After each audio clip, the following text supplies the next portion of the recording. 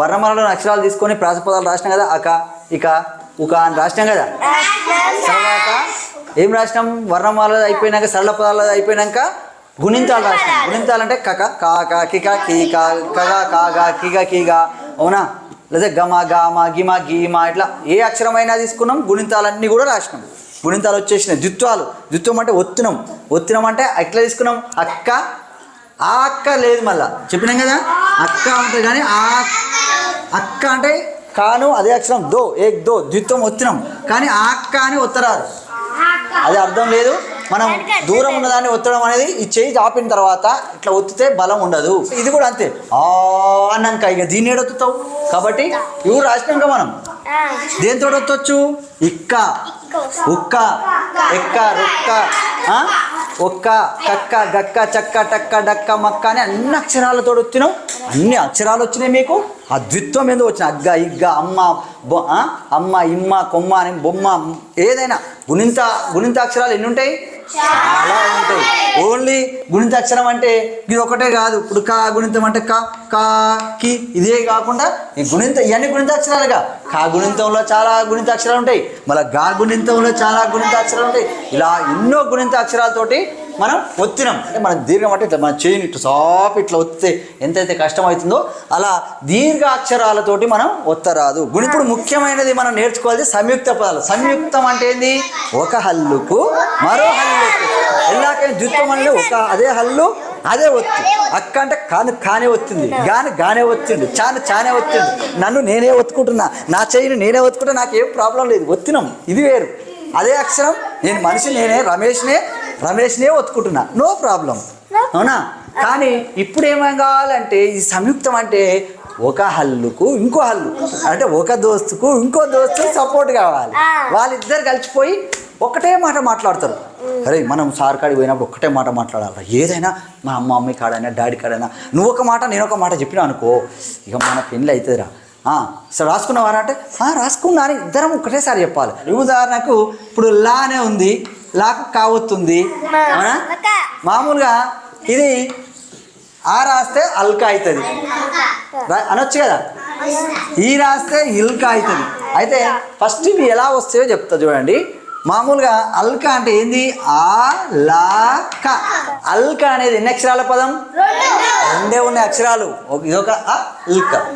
కానీ శబ్దాలు ఎన్ని వస్తున్నాయి, 3 శబ్దాలు వస్తున్నాయి, అవునా? మామూలుగా అల్కా అంటే ఇట్లా కాదు, ఆ లాన్ మొత్తం మలుపుతున్నావా, నో. ఉల్కా అంటే కూడా అంతే. ఉల్కా అంటే కూడా ఉల్కా అంటే ఉలక అని అంటున్నావా, ఉల్కా ఇది వేరు ఇది వేరు. మరి అల్కా ఉల్కా లేకపోతే గట్కా అర్చన ఇలాంటివన్నీ కూడా సంయుక్త పదాలు. మరి ఈ సంయుక్త పదాలు అన్నప్పుడు అల్కా అంటే ఎట్లా వస్తుంది చెప్పండి, ఏమేమి శబ్దం వస్తుంది, ఆ వస్తుందా, ఇదే 2 అక్షరాలని చెప్పారు. ఈ 2 అక్షరాలలోనే మనకు ఏమేమి శబ్దాలు వస్తున్నాయో చూద్దాం. నెక్స్ట్ లానా, ఓ లా అన్నాడు, లా వస్తుందా, 2 అక్షరాల పదం ఇది. కానీ మనం విడదీసి చదివితేమో ఆ అని అనే సౌండ్ కా, అంటే లా అనే అక్షరం సౌండ్ వస్తుంది, కానీ లా అని వలుపుతలేదు. అది ఇక్కడ కనబడేది లా, కానీ అది శబ్దం మాత్రమే చేస్తుంది. శబ్దం అంటే మళ్ళీ వేరే, ఏ మేక్స్ ఆ, బి మేక్స్ బొబ్బు అన్నట్టే ఇంగ్లీష్లో కూడా తెలుగులో కూడా కా ఏ సౌండ్ చేస్తా చెప్పండి, కా కల, కాఫర్ కమల, కాఫర్ కల, కక్క అన్నట్టు మనం తెలుగులో కూడా చదువుకోవాలి. గా గా ఏ సౌండ్ చేస్తుంది, గ్. గంట గంప గ్ గ్ గ్. చా అంటే చమల, చత చ చ. టా అంటే టమాటా, టిట్ డా డమ్మరు డ అని మనం ఈ విధంగా మీరు అందరు కూడా చూడండి. మనిషి వేరు, రమేష్ వేరు, మేక వేరు. మేక అనేది పేరు తెలుగులో, కానీ అది మే అంటది. గోట్ అని ఇంగ్లీష్లో అంటాం, అది మేనే అంటది. శబ్దం మాత్రం సేమ్. మనం ఇంగ్లీష్లో తెలుగులో పేరు వేరే పెట్టుకున్నా, కుక్క అంటాం లేదా డాగ్ అంటాం, బౌబౌవే అంటది అది. అలాగే ఇది కా, కా అనే అక్షరం ఏం సౌండ్ చేస్తుంది, క్ క్ క్. గా అనే అక్షరం గ్ గ్. అదే అక్షరం పేరు, శబ్దం వేరు, అది చేసే శబ్దం వేరు. కాబట్టి ఇక్కడ అక్షరాలు మీకు తెలుసు. ఆ అక్షరాలు తెలుసుకుని ఏది మీరు ఆ ఈ ఈ ఊ ఊ అట్లా ఇవేమో అచ్చులు. మళ్ళా క ఖ గ ఘ చ ఛ జ జ అని ఇట్లా చేసుకురు. ఇవన్నీ ఏంటి? పేర్లు, అక్షరాల యొక్క పేర్లు. ఈ పేరు ఏం చేస్తుంది? ఈ అక్షరం ఏం చేస్తుంది? కాని అక్షరం ఏ సౌండ్ చేస్తుంది? క్. గాని అక్షరం ఏం చేస్తుంది? గ. చాని అక్షరం ఏం చేస్తుంది? ఛ. జాని అక్షరం ఏం చేస్తుంది? జ. మ ము బ బు మ ము య యి ర ర ల ల్ వ వు క క్ గ ట ట్. Very good. ఇప్పుడు మీకు అక్షరం పేరు తెలిసింది, అది ఏ శబ్దం చేస్తుందో తెలుస్తుంది. తెలిసిందా? నా పేరు ఏం పేరు? రమేష్ సార్. రమేష్ సార్ మాట్లాడతాడు, పాఠం చెప్తాడు, పాట పాడతాడు, అక్షరాలు చెప్తాడు, హెడ్ మాస్టర్ చేస్తాడు, ఇవన్నీ చేస్తాడు. అవునా? కానీ నా పేరు మాత్రం రమేష్ సారే. నేను ఎన్నో పనులు చేస్తా. ఇది క అనే అక్షరం, ఇది చేసే శబ్దం మాత్రం క్ క్. ఇది దీనికి కూడా దీర్ఘాలు ఉన్నాయి, ఒత్తులు ఉన్నాయి, దానికి అది అనేక రకాల పనులు చేస్తుంది మళ్ళీ. ఓకే, ఇప్పుడు అల్కలో కూడా అల్కలో అల్ క ఇది రైటేనా? రైటే. యాక్చువల్గా ల్ అనే శబ్దం వచ్చింది కానీ లా అనే పేరు రాలే. ఇక్కడ చూడండి, లా అని కనబడుతుంది కానీ శబ్దం మనం చదువుతాప్పుడు మాత్రం ఓన్లీ దాని శబ్దాన్నే చేయాలి, దాని పేరును పిలవద్దు. నువ్వు లా కనబడుతున్నావు, నువ్వు లా అనొద్దు. అవునా? అల్ ఇట్లా లా కనబడితే లా ఇట్లా పేరు పిలవద్దు. అలాక అలక, అలక వేరు, అల్క వేరు. అవునా? అలా ఇక్కడ కూడా చూడండి, ఇప్పుడు లా కనబడుతుంది కానీ ల్ అయింది. ఇదేం ఒత్తు కనబడుతుంది కానీ వీళ్ళిద్దరు మాట్లాడుకున్నట్టు. అరే నేను కనబడతా కానీ నా పేరు విలువకుర్రా. లా అని కనబడుతున్నా కానీ దాని పేరు విలువద్దు అంట. ఇదేమో ఒత్తు కనబడుతుంది, నా పేరు పోయి మంచిగా విలువాలరా. క. దీని పేరు ఏం పేరు? క. అక్షరం ఆ ఒత్తు యొక్క పేరు మొత్తం విలువాలి మనం, అల్క. ఓకే, అలాగే మనకు చాలా పదాలు ఉన్నాయి. నెక్స్ట్ ఉల్క. ఇది కూడా ప్రాస పదం అంట. అల్క, ఉల్క, మల్క. మల్క పడ్డది రే, మల్క పడ్డది. మల్క అంటే ముడి పడుతుంది కొన్ని, అది మల్క పడ్డది రా కాలుకు. మల్క అంటే ఎన్ని అక్షరాలు ఉన్నాయి? 2 అక్షరాలు ఉన్నాయి. శబ్దాలు ఎన్ని ఉన్నాయి? 3 ఉన్నాయి. ఏంటేంటిది? మ ల్క, మల్క. అవునా? మా అని కనబడ్డది, ల్ ప్లస్ ఇంకా ఇది కా అనేది, కానీ అక్షరమే లేదాడ, కానీ ఒత్తు కాని వలుతుంది. అలా ఎప్పుడైనా మీరు ఇద్దరు ఫ్రెండ్స్ కలిసిపోవడం, లేకపోతే తర్వాత 3 ఫ్రెండ్స్ కలిసిపోతేమో సంశ్లేషం అవుతుంది. అప్పుడు 3 సౌండ్లు వస్తుంది ఒక్కటే పేరు కాడ, ఒక్కటే అక్షరం. కానీ ఇక్కడ 2 అక్షరాలు, వీళ్ళిద్దరు కలిసిపోతారు. ఎప్పుడన్నా ఫ్రెండ్స్ ఉంటారు కదా, కలిసిపోతారు కదా. ఇప్పుడు ఇక్కడ కలిసిపోయింది ఎవరు? అల్కలో లా క. నెక్స్ట్ అర్చన తీసుకున్నాను అనుకున్నాం, అర్చన అనుకో. ఇంట్లో ఎవరు కలిసిపోయారు? చ అంటే రా చ కలిసిపోయారు. మామూలుగా విడదీస్తే ఏమొస్తుంది? అరాచానా అని. అర్థం ఉందా? వేరే అరాచానా కాదు. రాను మొత్తం విలువద్దు, కనబడుతున్నా కానీ నా పేరు విలువకుర్రి. మా దోస్తు కనబడాడు, ఒత్తే కనబడతా కానీ ఆయనకైతే ఆయన పేరు విలువర్రి అని వీళ్ళిద్దరు మాట్లాడుకొని చూడండి ఎట్లా రాయాలి ఇప్పుడు దీన్ని. అర్ర అర్ర, ఇది చా ఒత్తు కనబడుతున్నాడు, చా నా. దీనికేం పేరు మొత్తం పిలుస్తున్నాం, అర్చన. ఇవి సంయుక్త పదాలు. ఓకే, మరి ఈ సంయుక్త పదాలలో ప్రాస పదాలు కొన్ని నేర్చుకుందాం. ఈ సంయుక్త పదాలు మీకు అర్థమైంది కదా? అక్షరం వేరు, ఆ శబ్దం వేరు. ఇంకో ఇద్దరు వేరు వేరే, వీడు వేరే వాడు వేరే, ఇద్దరు కలిసిపోతారు. చూద్దాం ఇంకా ఎల్లెళ్ళ కలిసిపోతారు. ఇప్పుడు ఉదాహరణకు మనకు ఫస్ట్ ఆ తోట రాద్దాం అంటే మొదటి అక్షరం ఆ కాబట్టి అర్క రాసిన అంటే కావత్తు కావాలి కాబట్టి ఎల్లాక ఉల్కా తీసుకున్నాం, అల్కా తీసుకున్నాం కదా. ఇప్పుడు రా అనే అక్షరం తీసుకొని రాకు కావత్తు పెట్టినా, అర్క. మామూలుగా అర్క అంటే ఎన్ని అక్షరాలు ఉన్నాయి? 2. ఆ ఉంది, రుక్క అని ఉంది. అయితే ఎవరెవరు కలిసిపోయారు ఇలా? రాక. యాక్చువల్గా మనం ఆ అనేది వేరే, రా వేరు, అరక వేరు, ఇది అర్క వేరు. దీన్ని చదివేటప్పుడు అరక, ఇది సరళ పదం. ఇది అర్క. ఈ సరళ పదంలోనే కొన్ని అక్షరాలు ఏం చేస్తారంటే కలిసిపోతారు. అప్పుడు మనం వీళ్ళిద్దరిని యాక్చువల్గా రా మొత్తం కనబడుతున్నా కానీ దాన్ని పలుకోవద్దు, దాని శబ్దాన్ని ఒక్కటే పలకాలి. శబ్దం చేస్తుంది కదా, ఏం చేస్తుంది? అర్ర అర్ర క అర్క. మామూలుగా అయితే కొంత మామూలుగా అర్ ప్లస్ క అంటే ఈ ఒత్తు క అనే శబ్దాన్ని పూర్తిగా ఉంది కాబట్టి అర్ ప్లస్ క అర్క. అవునా? ఓకే, ఇప్పుడు మీకు అర్థమైంది కదా. అర్క తర్వాత ఆర్క అనండి. ఇక మనం మళ్ళీ మీకు వర్ణమాల అక్షరాలన్నీ రావాలి కాబట్టి ఆ వర్ణమాలలోని అక్షరాలన్నీ ఆర్క. నెక్స్ట్ ఏంది? ఇర్క. ప్రాసపదం ఇర్క అనండి. ఇర్క అంటే నోట్లోకి వెళ్ళి మనం బాగా. నెక్స్ట్ ఈర్క. ఉర్క. ఉర్క ఉరుకురా అంటే నేను ఉర్క సార్ వాడు ఉరుకుతుండ్రాడు, వాడు ఉరుకుతుండ్రా అంట. ఉరుకుతుండు అని విడదీసి కూడా కొన్నిసార్లు చెప్పినా అర్థం సమానం వస్తుంది. వాళ్ళు ఉరుకుతున్నాడు, ఓ నేను ఉరక సార్, నేను ఎందుకు ఉరుకుతా సార్, నేను ఉరక ఈ నుంచి అంటారు. ఉరక అనా ఉరక ఊర్క ఊర్క. నెక్స్ట్ రుర్క. నెక్స్ట్ ఒకవేళ ఈ రాస్తే రుర్క. నెక్స్ట్ ఏముంది? ఎరక. నాకు ఎరకలే సార్, నాకు ఎరకలే నీ గురించి నాకు ఎరకనే ఎరక అంటే ఒకవేళ. అవునా? నెక్స్ట్ ఎరక ఐర్క ఒరక ఓర్క ఔర్క ఈయన రాస్తా ఔర్క. నెక్స్ట్ అమ్క అని రాయరాదు, సున్నా వచ్చినాక సంయుక్తము రాదు. కమ్రకాన బర్క రాదు. సున్నా వచ్చిన తర్వాత మళ్ళీ ఒక అక్షరానికి ఇంకో ఒత్తు అలా రాదు. నెక్స్ట్ అమ్ తర్వాత క. మొదటి హల్లు ఏంది ఇప్పుడు? క. చెప్పండి. కర్క గర్క. ఎప్పుడన్నా విన్నారా? గర్క విన్నారు కదా, కొన్ని అర్థం ఉన్నాయి.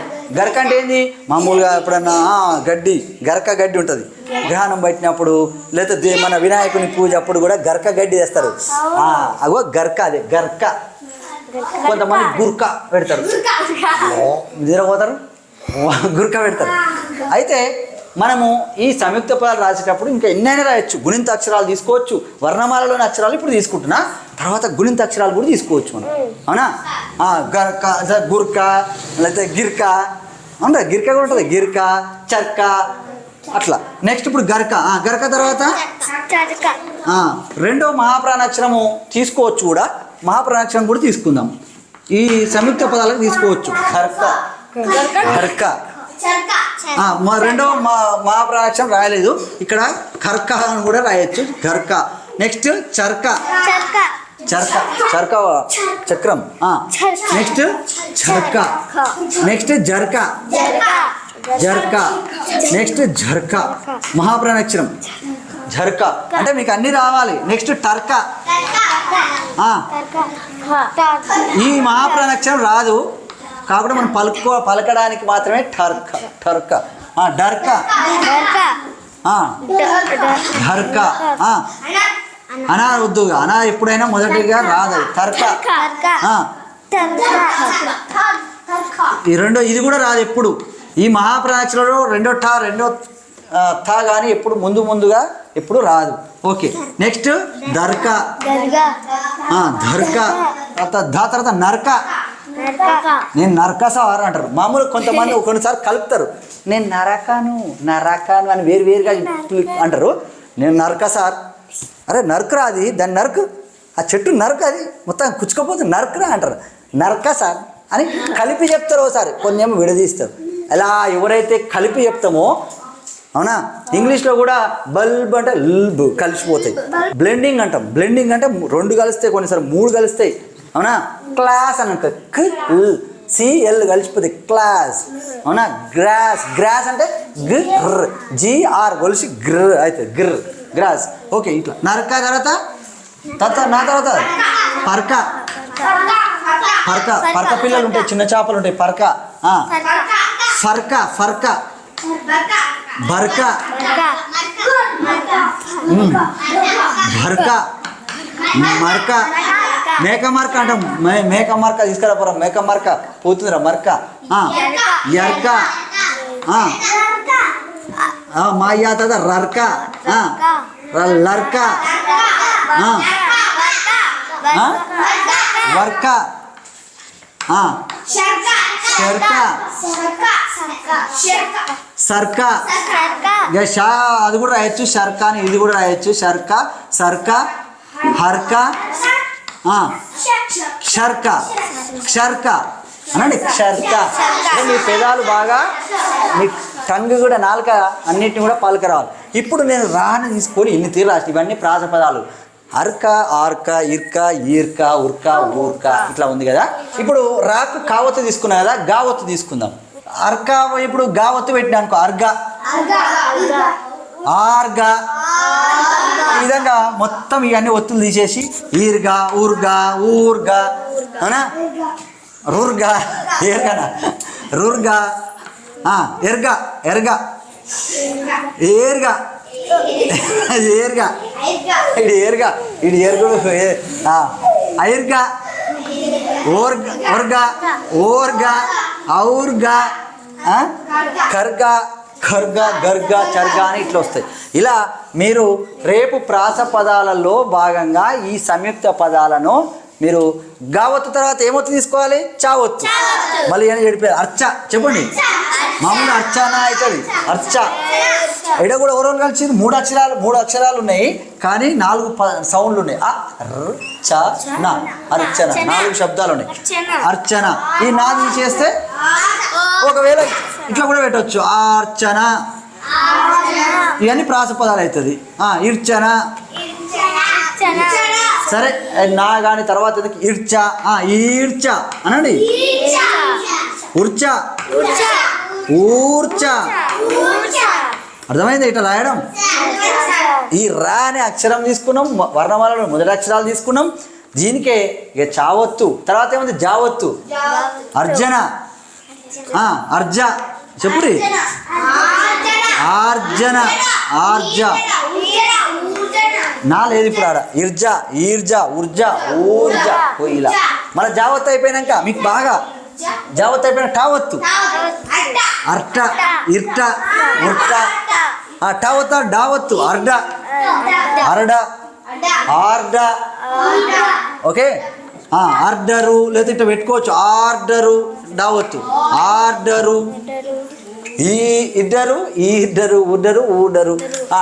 డావత్తు తర్వాత తావత్ అనుకో అర్త అర్త అర్త అర్త ఆర్త అనఫిసే ఈర్త ఈర్త. చదవడం వస్తుంది, రాయడం రాసేటప్పుడు కూడా ఎవరైతే మిక్సింగ్ వచ్చింది అనుకో ఎప్పుడన్నా పట్నం అని అనుకో పట్నం అనే పాయ పట్నం టా కొంచెం టా సౌండ్ వస్తుంది ఆడ కాబట్టి పట్నం టా రాసి నా వద్దు పట్నం మన వాక్యం. వాక్యం అంటే ఏమొస్తుంది వా వస్తుంది యావత్ వస్తుంది వాక్యం. అలా మీరు ఈడ్త ఉర్త ఊర్త ఇలా అన్ని ఒత్తులు రాసుకురావాలి. నాకు ఏమేమి ఒత్తులు అన్ని ఒత్తులు. ఇప్పుడు మనం కావత్తు రాసినాం గావత్తు రాసినాం చావత్తు రాసినాం జావత్తు రాసినాం టావత్తు రాసినాం డావత్తు రాసినాం తావత్తు రాసినాం. ఇప్పుడు దావత్తు కూడా రాసినాం అనుకో రాయేద్దాం. దావత్తు ఏమొస్తుంది అర్ధ అర్ధ రూపాయి అంటాం మామూలు అర్ధ ఆర్ధ ఈర్ధ ఈర్ధ. అంటే ఈ వర్ణమాలలో అక్షరాలు మొత్తం కంప్లీట్ చేయాలి, అన్నీ అయిపోవాలి. క గ చ హల్లులు కూడా అయిపోవాలి. ఇట్లా ఈర్ధ ఉర్ధ ఉర్ధ ఇట్లా. నెక్స్ట్ దావత్తు తర్వాత ఏమొత్తు వస్తుంది చెప్పండి అర్ణ ఆర్ణ ఇర్న. ఇలా మీకు ఒత్తు కూడా నా ఒత్తు అనేది బాగా ప్రాక్టీస్ అవుతుంది అన్నట్టు ఇట్లా రాస్తే అన్నీ రాసుకుంటూ పోవాలి. ఇట్లా రాసారా? ఓన్లీ వర్ణమాలలోని ఆ అక్షరాలు ఉంటాయి కదా అచ్చులు హల్లులు అన్నిటితోటి ఒత్తులు రాయడం వల్ల మీకు చాలా ప్రాక్టీస్ అవుతుంది. ఇలా పూర్తిగా మీరు రాసుకుంటూ వెళ్ళాలి. నెక్స్ట్ నా తర్వాత తా దా నా తర్వాత ప అప్న అప్న 3 శబ్దాలు 2 అక్షరాలు. స్వప్న అంటే కూడా ఇట్నే వస్తుంది. ఆప్న ఇప్న ఇప్న ఈప్న ఈప్న పావత్తు ఆర్ప. ఫస్ట్ అర్ప రావాలి కదా మొదటి అర్ప. దీని తర్వాత అక్షరాలు ఇంకా పెట్టుకోవచ్చు అర్పణ లేదా అర్పణం అర్పణం అని ఇట్లా పదాలు వస్తాయి తర్వాత. కానీ మీకు అర్ప ఆర్ప ఇర్ప నేను అంటాను ఆర్ప సార్ నేను ఆర్పాను సార్ అంటారు. ఆర్ప అంటే రాను పాను రా పూర్తి వలుపుతలేము. ఆరప సార్ అంటలేవు, ఆరప అంటలేవు. ఏమంటున్నావు? ఆర్ప సార్. నేను ఆర్పాను. ఆర్ప అంటే రాను వలగకుండా రా శబ్దం చేస్తున్నావు కాబట్టి ఆర్ప. ఇర్ప ఈడ కూడా రా మొత్తం అనవు, అని పా అంటాం. ఇర్ప. ఈర్ప. ఈర్పన అంటే ఈర్పనతోటి నెత్తి పెయిన్ ఈర్తారుగా. నేను ఈర్పన. ఈర్ప. ఉర్ప. ఊర్ప. నేను ఓన్లీ రా తీసుకున్నా, ఇంకా మీరు అక్షరాలు ఇంక ఏమేమైనా తీసుకోవచ్చు. ఇట్లా బా తీసుకోవచ్చు. Arba, ARBA, ఇర్బా, ఈర్బా, ఉర్బా, ఊర్బా.